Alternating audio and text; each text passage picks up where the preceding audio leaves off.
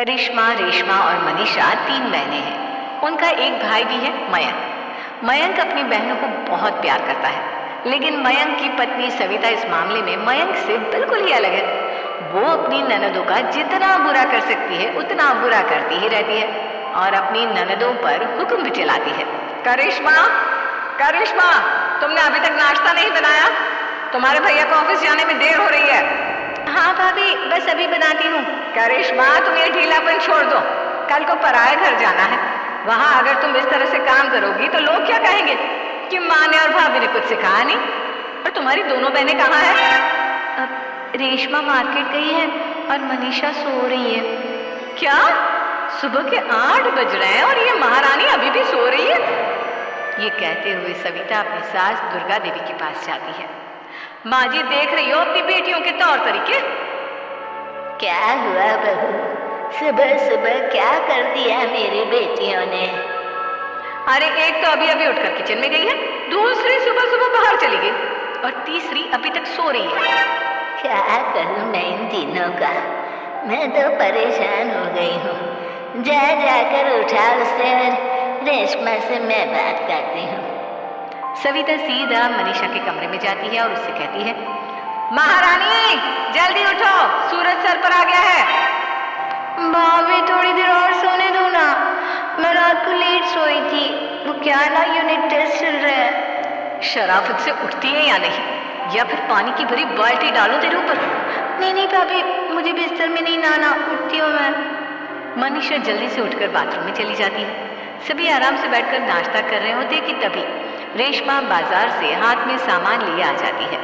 रेशमा को देखते ही सविता उस पर बरस पड़ती है। लो, आ गई महारानी। ऐसा भी क्या सामान लाना था जो सुबह आंख मलते ही बाजार की तरफ रवाना हो गई? भाभी, कल आप ही तो चीख रही थी कि घर का सारा सामान मुझे ही लाना पड़ता है, घर में किसी को भी किसी काम से कोई लेना देना नहीं है। अब मैं बाजार जाकर सामान ले आई तो आपको इस बात से भी तकलीफ हो रही है? देख रही हो माँ जी, अपनी बेटी की जुबान कैंची से भी तेज चलती है। और मयंक, आप तो कुछ कहेंगे नहीं अपनी लाडली बहन को। रेशमा, अपनी भाभी से ऐसे बात नहीं करते। चलो माफी मांगो। भैया, मैं क्यों माफी मांगू? आप भाभी से बोलिए ना कि हम पर कम हुक्म चलाया करें। हम इस घर की बेटियां हैं और आपकी पत्नी की ननद है, नौकरानी नहीं। लो कर लो बात। इनकी भलाई के लिए कुछ भी बोलो तो इन्हें बुरा लग जाता है। इस घर में यही इज्जत है मेरी। देख लो माँ जी, आपकी बेटी किस लहजे में मुझसे बात कर रही है। सविता वहां से चली जाती है। मयंक को बहुत गुस्सा आता है, वो भी वहां से चला जाता है। फिर करिश्मा रेशमा को समझाती है। रेशमा, तुम्हें भाभी से माफी मांग लेनी चाहिए थी ना। लेकिन दीदी, मैंने कुछ किया ही नहीं तो मैं माफी क्यों मांगू? हाँ करिश्मा दीदी, रेशमा दीदी जैसे ही घर में आई भाभी ही उन पर चिल्ला रही थी। हाँ, मैं मानती हूँ कि गलती भाभी की थी। मैं तो इसलिए बोल रही हूँ कि भाभी ने माँ को तो पूरी तरह अपने वश में कर लिया है। वो हमारी बात सुनती ही नहीं। मयंक भैया हमारे लिए हमेशा खड़े रहते हैं, इसलिए उनकी बात का मान तो तुम्हें रखना चाहिए था ना। कोई फायदा नहीं दीदी, कुछ दिनों की बात और है, भाभी उन्हें भी हमारे खिलाफ भड़का देंगी। फिर वो भी माँ की तरह हमारी किसी बात का विश्वास नहीं करेंगे। इसी तरह सविता अपनी तीनों ननदों को किसी न किसी बात पर परेशान करती रहती थी। एक दिन मयंक अपनी तीनों बहनों के लिए गिफ्ट लाया। क्या रेशमा, ये तुम्हारे लिए हार का सेट। रेशमा, तुम्हारे लिए सुंदर सी ड्रेस। और मनीषा, तुम्हें किताबें पसंद है ना, तुम्हारे लिए किताबें लाया हूँ। थैंक यू भैया। थैंक यू भैया। थैंक यू भैया। करिश्मा, तुम्हारा नेकलेस कितना सुंदर है। ये भैया कहाँ से ले आए होंगे? मैंने भैया को 3 दिन पहले फोन पर ये डिजाइन दिखाया था और आज भैया ये ले आए। सविता तो अपनी ननदों के गिफ्ट्स देखकर जल गई और करिश्मा का नेकलेस तो उसे भी बहुत पसंद आया था। अपनी बहनों के लिए कितना अच्छा नेकलेस लेकर आए हैं, मुझे कभी कोई गिफ्ट नहीं दिया। मैं आज ही ये हार चुरा लूं। रात में सविता करिश्मा का हार चुरा लेती है और इसी तरह उसे अपनी ननदों की जो भी चीज अच्छी लगती वो उसे मांगती नहीं, बल्कि रात के अंधेरे में चुरा लेती। इसी तरह दिन बीतते गए और सविता ने मयंक के दिल में भी उसकी बहनों के लिए नफरत पैदा कर दी। एक दिन मयंक ने करिश्मा और रेशमा के लिए रिश्ता देखा और ये बात उसने घर में सबको बताई। माँ, करिश्मा और रेशमा के लिए बहुत अच्छा रिश्ता आया है, वो लोग कल इन्हें देखने आ रहे हैं। आप और सविता मिलकर सारी तैयारी कर लेना। ये सुनकर करिश्मा और रेशमा खुश हो जाती है, लेकिन सविता सोचती है, अगर इन दोनों बहनों की शादी हो गई तो घर और बाहर का काम कौन करेगा? मनीषा तो एक नंबर की कामचोर है, उससे तो किसी बात की उम्मीद लगाना ही बेकार है। मुझे इस शादी को रोकना होगा। अगले दिन सभी लड़के वालों के स्वागत की तैयारी करने में लगे होते हैं। तभी मयंक अपनी बहनों से आकर कहता है, तैयार हो गई तुम दोनों?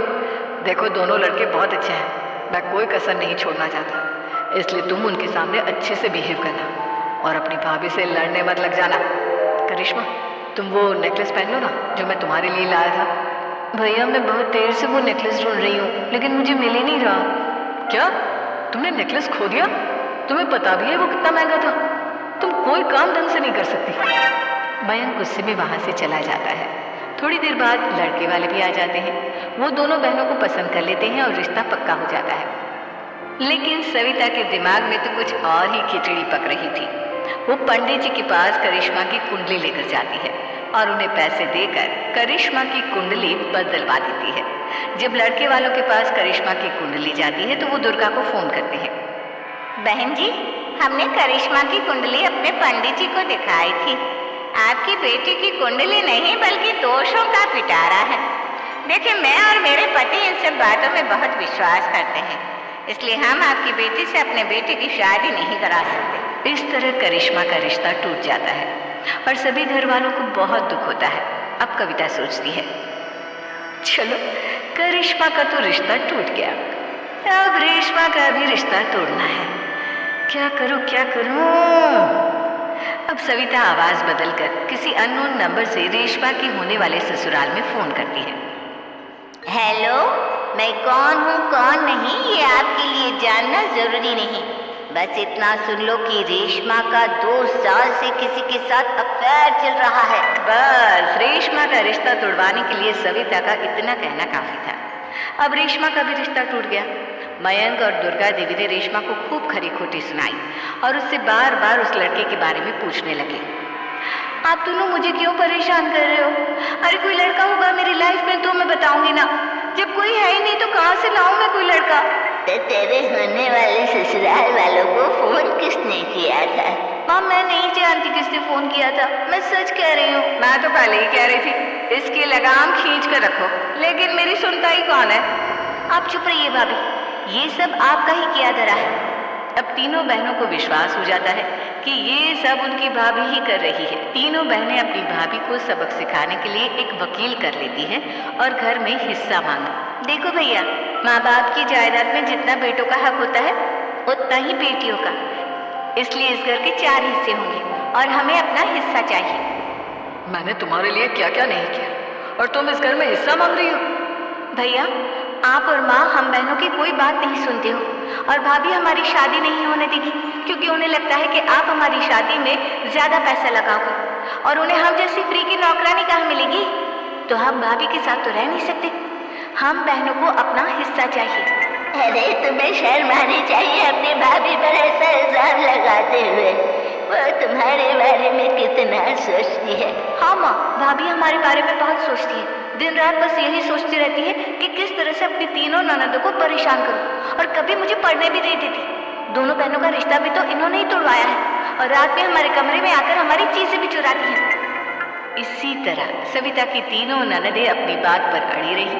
अब कोर्ट में तारीख भी शुरू हो गई।